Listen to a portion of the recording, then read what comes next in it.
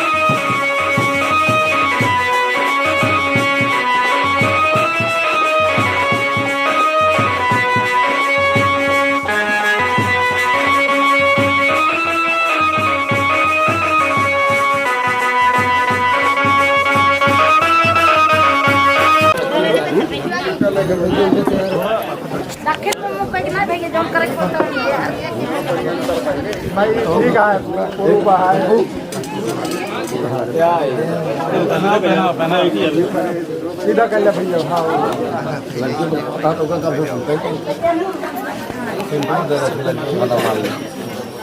जनहत बता है ना क्या है क्या सब तुम्हारा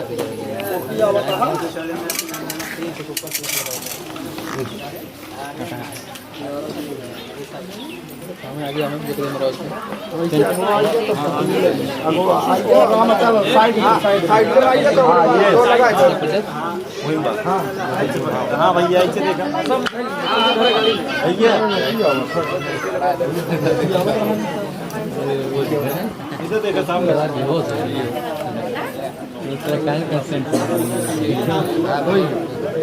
गाड़ी बढ़िया